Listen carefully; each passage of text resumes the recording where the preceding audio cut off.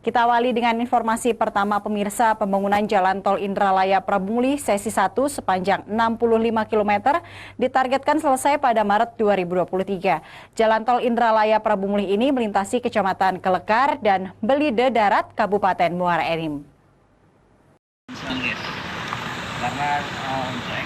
Progres pembangunan Jalan Tol sisi 1 Indralaya Prabumulih yang melintasi 2 kecamatan di Kabupaten Muara Enim saat ini sedang berlangsung pengerjaan.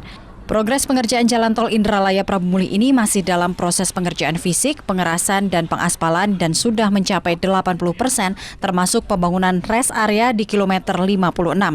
Tol Indralaya Prabumulih ditargetkan selesai pada Maret 2023 dan bisa beroperasi Lebaran Idul Fitri mendatang. Sementara untuk progres Tol Prabumulih Muara Enim baru mencapai 8%. Yang progres yang sesi 1 Pak? Semua. Sudah sekitar hampir 80%. Kalau target selesainya kapan ini Pak? Target selesai perkiraan Maret 2023. Berarti Lebaran sudah bisa lintas. Insya Allah. Pejabat Bupati Muara Enim, Kurniawan, yang meninjau langsung proses pembangunan Jalan Tol Indralaya Prabumulih berharap pembangunan 2 ruas tol selesai sesuai target untuk memperlancar arus kendaraan lintas kabupaten. Kita melihat kesiapan tol yang katanya rencananya di Januari sudah bisa fungsional. Ternyata masih ada beberapa kendala.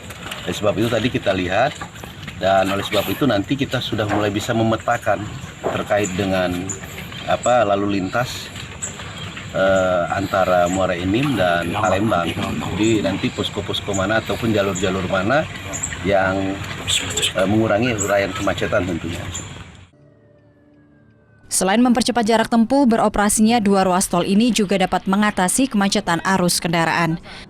Dari Muara Enim, Edwin Sasatria, iNews melaporkan.